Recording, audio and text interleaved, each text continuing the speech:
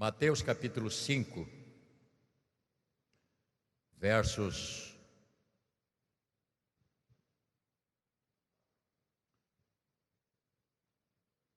21 a 26. Nesta manhã nós estamos abrindo duas portas. Primeira porta, a porta do domínio de si mesmo. Essa é uma porta difícil. A porta do domínio de si mesmo. A segunda porta que nós também vamos abrir é a porta da reconciliação. Outra porta necessária para a gente começar a pensar sobre o assunto, tá bom? Então vamos acompanhar a leitura. Palavras de Jesus, lembrando aos irmãos que isto aqui nós estamos falando de 3 capítulos, 5, 6 e 7, que é o Sermão do Monte, que é toda a base dos ensinamentos de Jesus. Porque no capítulo 8 em diante, ele vai pregar, vai fazer outras coisas, mas aqui ele está criando uma base que sustenta a igreja ou a vida cristã. São princípios os quais nós não devemos abrir mão, mesmo que a gente não goste. Ele diz assim: ouviste o que foi dito aos antigos, não matarás, e quem matar estará sujeito a julgamento? Eu, porém, vos digo que todo aquele que sem motivo se irá contra seu irmão estará sujeito a julgamento, e quem proferir o insulto ao seu irmão estará sujeito a julgamento do tribunal, e quem lhe chamar de tolo, sem juízo, estará sujeito ao inferno de fogo.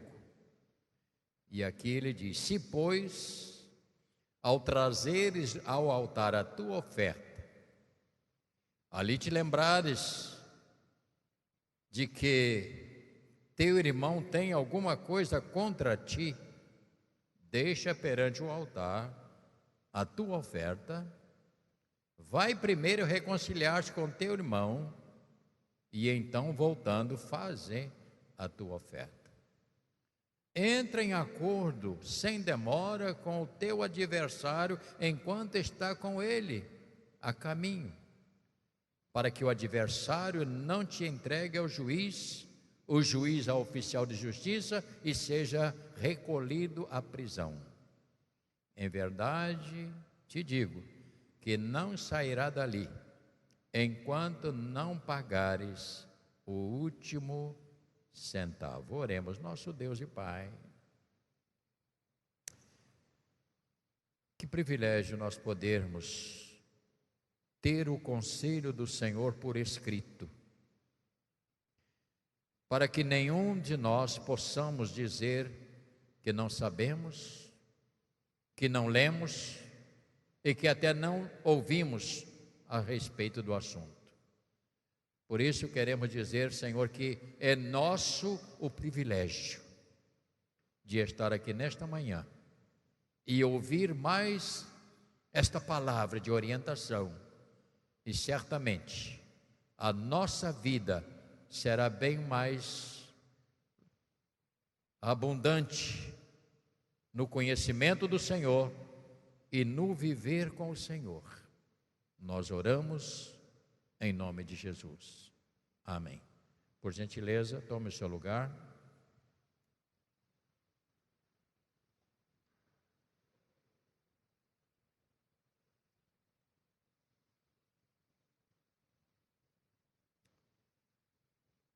Eu vejo que dentro desse texto, irmãos, ou seja, o Sermão do Monte, como um grande desafio para nós, cristãos, não para o incrédulo, porque o incrédulo ele não tem conhecimento, ele não tem comprometimento. O incrédulo vive num mundo Como diz o Zeca Pagodinho, deixa o tempo de levar, não é assim que ele fala? O incrédulo não está nem aí, porque não tem conhecimento. Mas nós temos conhecimento de Deus, da salvação. Então, para nós é um desafio cristão, por quê?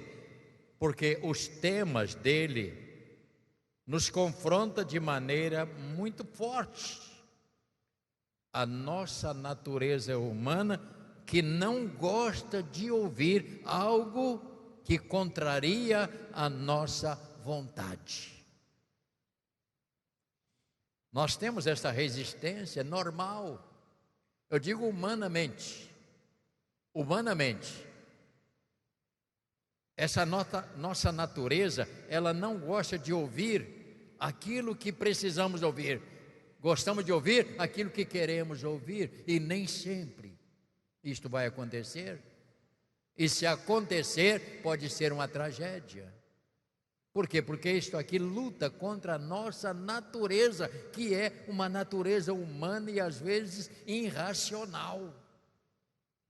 E isto é possível ver através das nossas atitudes, porque as nossas atitudes, as nossas reações é o resultado do que somos. Ouça isto. Nossas atitudes, nossas reações, o nosso dar um chega para lá na pessoa, o nosso brigar porque até por saída de carro no estacionamento, isso retrata o interior da pessoa, que ainda não foi trabalhado, moldado pela palavra de Deus. E enquanto a palavra de Deus não toma autoridade na nossa vida, e isto com a nossa permissão, nós vamos ser pessoas de fora, mesmo conhecendo, mas não temos como conviver. Muito sério isso, irmãos. É muito sério para a nossa compreensão.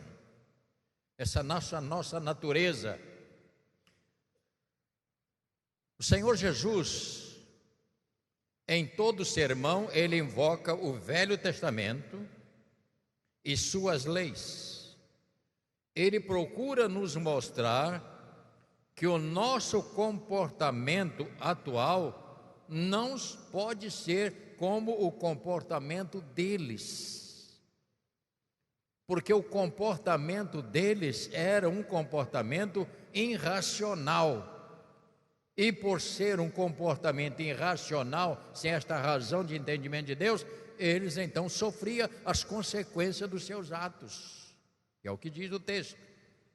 Eles eram punidos severamente por agir de maneira errada. Eu creio que nós, como cristãos, não temos desculpas para fazer determinadas coisas, nem temos liberdade, porque nós conhecemos a palavra. E por que o Senhor Jesus usou o Velho Testamento?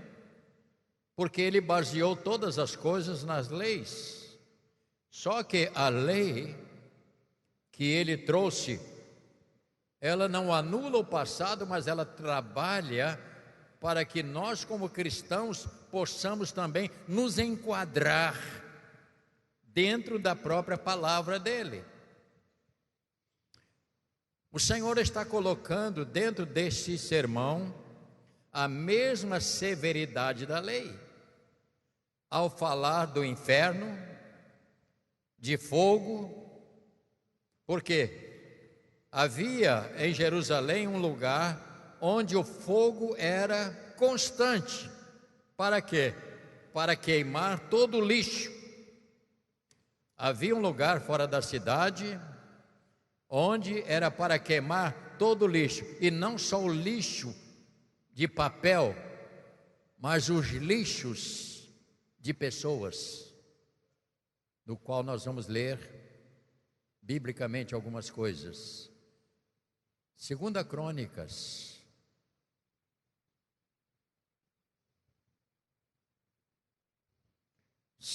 Crônicas, ele está logo depois de Neemias. Você vai encontrar de Reis, depois de Reis. Você vai encontrar Primeira e Segunda Crônica. No capítulo 7, peço a atenção dos irmãos, também a sua paciência. Porque se fosse pregação, irmãos, eu ia gritar aqui, falar uma cara de coisa, mas eu não quero. Você já ouve pregação demais. O que nós estamos tentando aqui passar é, modéstia à parte, uma orientação bíblica para a vida dos irmãos. É preciso que a gente entenda isto.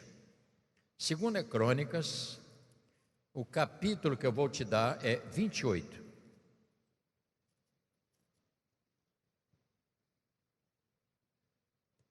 Só para você ter... Quando Jesus falou isto, ele estava baseado dentro desses contextos aqui. Por gentileza, abra sua Bíblia. Segunda Crônicas, capítulo 28.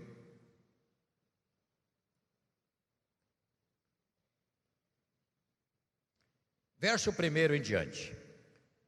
Tinha Acais 20 anos de idade quando começou a reinar, e reinou 16 anos em Jerusalém. E não fez o que era reto perante o Senhor, como Davi seu pai. Vamos ver então o que ele fez. Andou nos caminhos dos reis de Israel e até fez imagens fundidas a Baalins. Também queimou incenso no vale do filho de Enom, é uma porta que você vai ver mais tarde, e queimou seus próprios filhos, segundo as abominações dos gentios que o Senhor lançara de diante dos filhos de Israel. Também sacrificou e queimou incenso nos altos, nos outeiros, como também debaixo de toda árvore frondosa, pelo que o Senhor seu Deus o entregou nas mãos do rei dos sírios, os quais derrotaram e levaram dele em cativeiro uma grande multidão de presos que trouxeram a Damasco.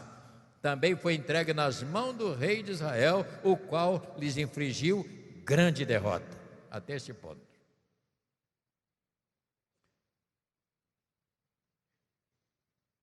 Quando o Senhor usou esse texto de Mateus, ele estava referindo a este assunto. Não que hoje você vai ser queimado na fogueira, porque esta fogueira, ouça o que eu estou te dizendo, por gentileza. Aquele lugar ali era um lugar, portanto, de queimar lixo. E ali pessoas faziam as suas ofertas e levavam para ser queimado. E sacrificavam crianças para atender os deuses. Algo que você vê hoje, não sei se está acontecendo, até um tempo passado, houve alguns crimes de pessoas que sacrificavam as crianças em centros espíritas, porque o diabo pedia aquela oferta. Naquele tempo, faziam isto. E aquele lugar ali, então, ele era separado só para queimar lixo, no contexto de gente, tudo que não prestava, eles lançavam ali para ser destruído. Bispo, mas qual é o fogo de hoje? Calma, calma. Vamos pensar um pouquinho sobre isso. Portanto, Jeremias chamou de Vale da Matança. Isso está em Jeremias, não precisa abrir, só para você anotar. 7:32, Jeremias chamou aquilo ali de Vale da Matança, lugar dos sacrifícios. Isto é muito sério, irmãos, porque quando você lê esse texto que Jesus fala aqui, a gente pensa que isso é assim uma coisa muito simples, mas não é tão simples. Portanto, local de sacrifício humano.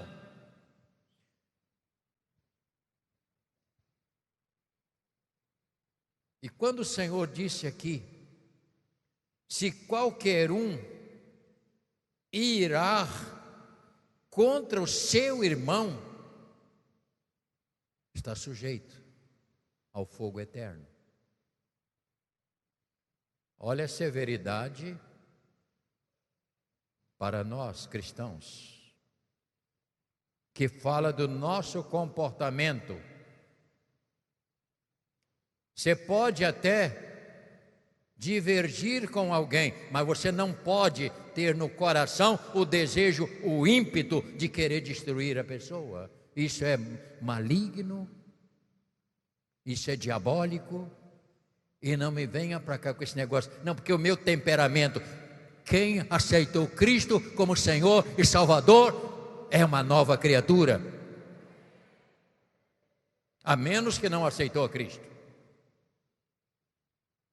Então nós temos que entender a maneira como o Senhor fala. Eu sei que isso é um assunto difícil, mas eu não estou preocupado em que seja difícil.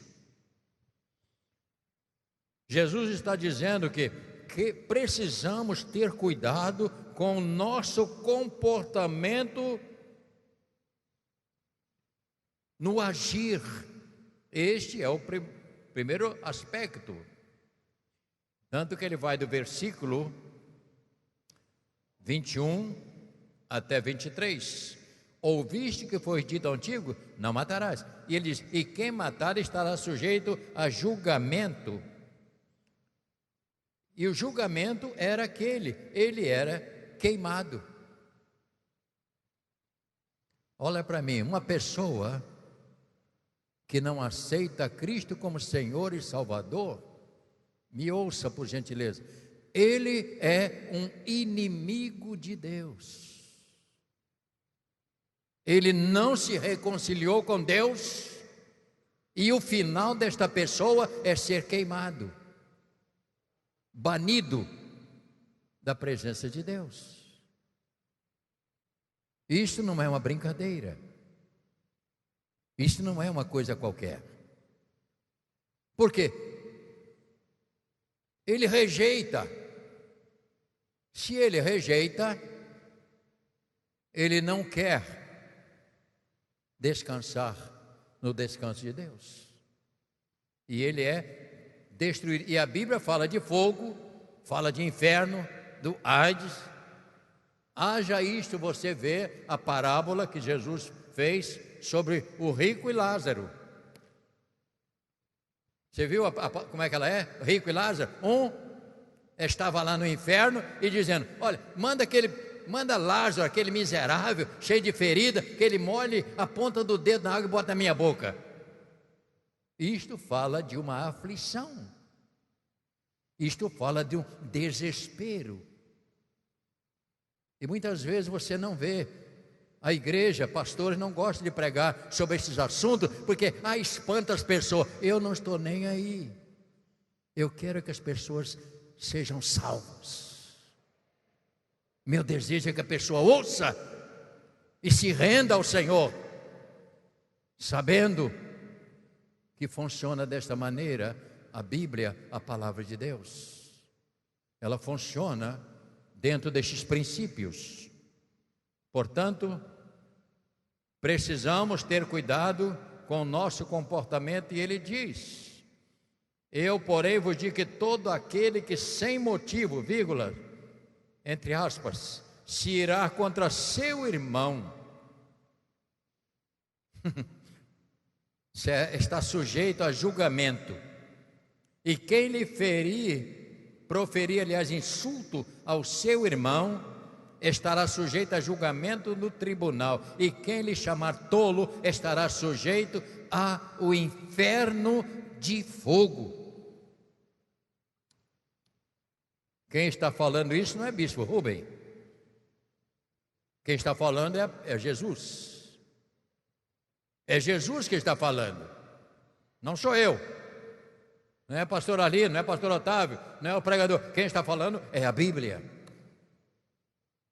E aí nós começamos a entender que muitas vezes o nosso comportamento, porque ainda não fomos tratados no profundo, na raiz, em dado momento nós queremos meter o cotovelo nas pessoas.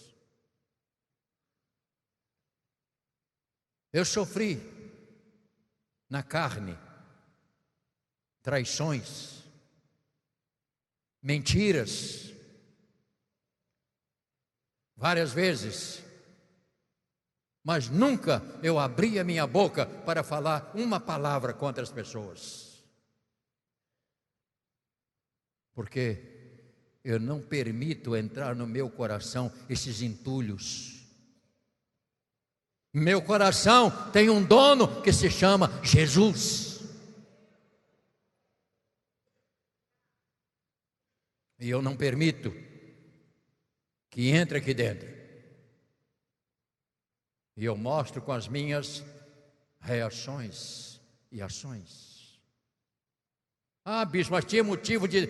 Tinha, mas não sou eu. O Senhor disse: a mim pertence a vingança, eu o vingarei. Às vezes nós tiramos a liberdade do Senhor agir e queremos agir com o nosso braço.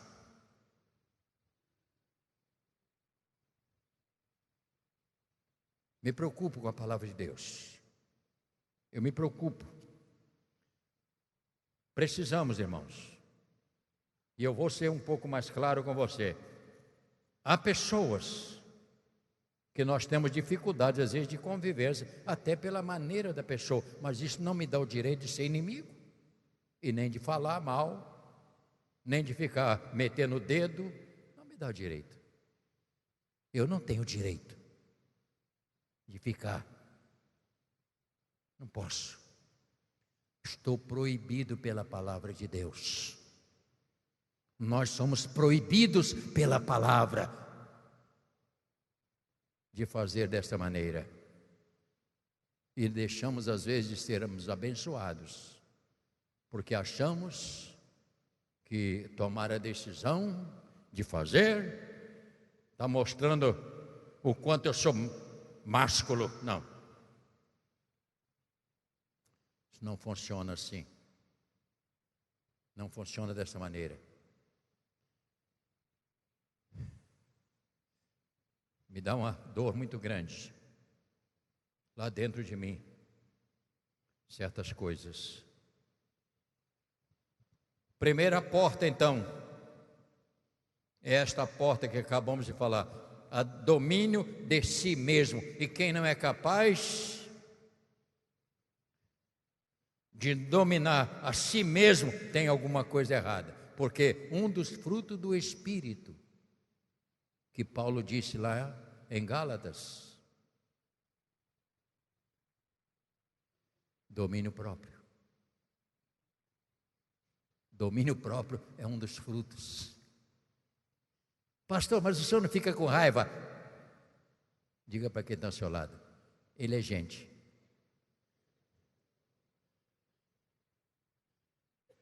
Mas a Bíblia diz: ireis e não pequeis. Isso é muito sério. Aí vem aquela pessoa que não está muito... Pastor, mas o senhor há de convir que tem alguém que dá vontade de a gente jogar no asfalto, né? Claro. Sabe por que você não faz? Porque você é crente.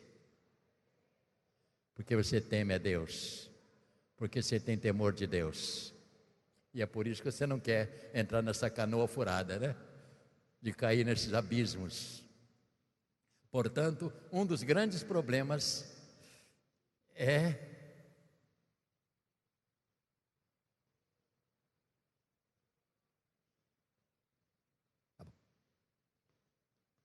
dia nosso. Verso 23, 24 e 25 diz: a porta da reconciliação Porque se você ler a Bíblia desta maneira, você não vai entender o texto. E aqui ele fala de um outro tema, porque naquele período eles não podiam fazer as suas ofertas se eles tivessem alguma coisa contra o irmão. Eles tinham que deixar ali, ir lá reconciliar e voltar para fazer a oferta. Bispo, e como funciona hoje?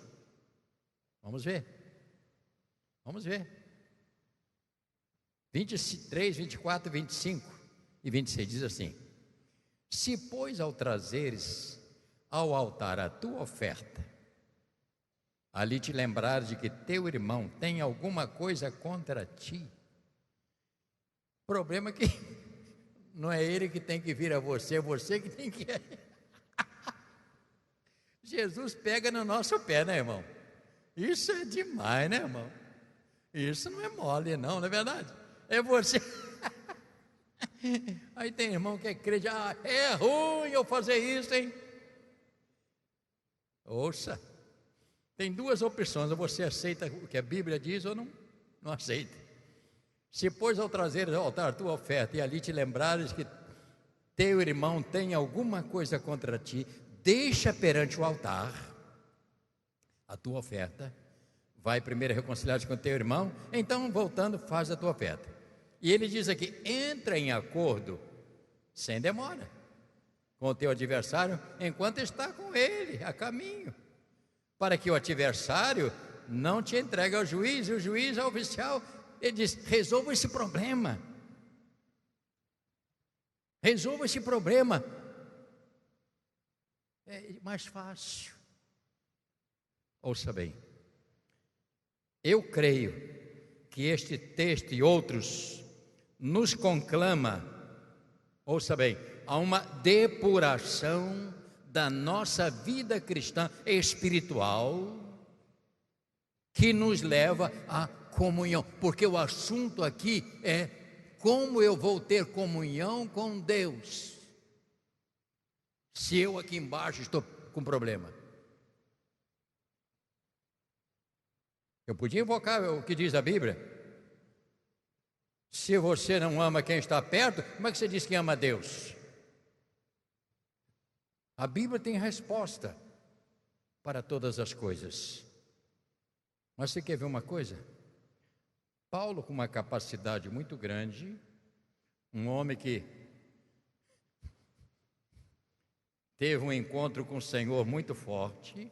Se você tem alguma coisa contra o seu irmão,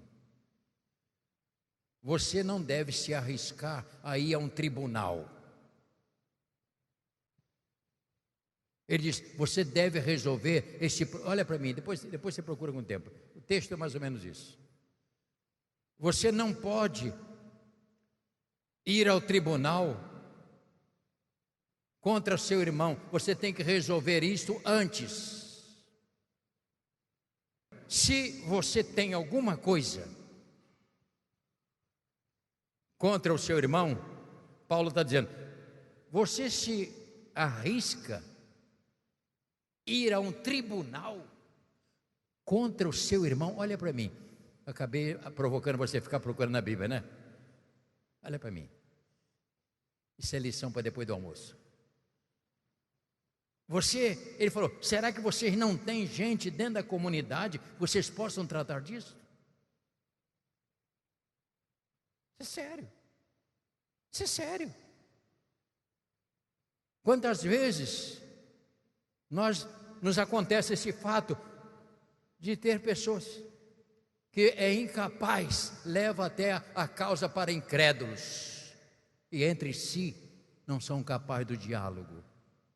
Este é o contexto que ele está falando. Eu te prometo na semana que vem te dar. Este assunto, portanto, é muito importante. Ouça agora. Ir à igreja para adoração. Aqui diz assim: se um judeu trouxesse uma oferta para o templo para se apresentar no altar, ele precisava ir primeiro reconciliar. E aqui eu vou trazer para nós o assunto agora. O que Jesus está dizendo e que eu não terei a minha adoração aceita sem que antes não busque reconciliar com meu irmão. Ouça bem, a nossa oferta hoje não é só o dízimo. A nossa oferta maior, olha para mim, a nossa oferta é o nosso louvor. A nossa oferta é a nossa adoração. Mas como eu vou adorar se aqui dentro tem coisas atrapalhando? Não será aceita. Você pode cantar, pode chorar, mas não chega lá. E este é o grande problema, que fala da reconciliação. Irmãos queridos, eu preciso deixar que a palavra de Deus seja autoridade na minha vida. Eu preciso deixar que a palavra de Deus seja autoridade na minha vida. Eu não posso usar a minha autoridade pessoal, não, eu tenho que ter a de Deus. Quando o homem se reconcilia com Deus, tem que atender às condições divinas, porque nós não podemos ter nada no coração que impeça a minha, a sua, a nossa adoração a Deus. Por isso que tem cultos que é extremamente pesado. Ouça agora, nós como pastores, tem dias que a dificuldade é enorme, porque nós sabemos que há muitas pessoas que têm picuinha com as pessoas e o Espírito começa a agir para não deixar que flua a presença de Deus. Você está pensando que o diabo não entra aqui dentro? Está enganado. Você está pensando que ele não entra? E ele, quando você dá brecha na sua cabeça, na sua mente, no seu coração, ele está pronto para criar todo tipo de problemas. Isso é muito sério, meus irmãos. O inimigo está sempre aí para nos acusar. O mais importante nesta vida é a nossa comunhão com Deus. Nada deve nos impedir, ainda que a gente sofra na nossa carne, mas nada deve impedir a minha adoração a Deus. Ter um coração limpo, liberado. Quando você canta, mas quando você está entupido, bate no teto e cai. São cânticos que não mexem com o nosso interior, porque o nosso interior está bloqueado. Já descobriu? Tem dia que a gente amanhece assim, né? Tem dia que a gente amanhece entalado, né, irmão? Conhece isso? O que você tem que fazer? Senhor, libera. Tira isso daqui de dentro. Limpa, para que eu possa fluir com o Senhor. E é aí que funciona a igreja. Portanto, que você possa entender. Reconciliação foi o que Jesus fez por nós. Ele nos reconciliou com o Pai, através do sacrifício que Ele fez. Ele nos reconciliou com o Pai, através do seu sacrifício. E Ele pede que eu e você reconcilie com seu irmão. Ah, pastor, mas não quero nem saber. Isso é um problema pessoal. problema é seu. Passei 10 minutos.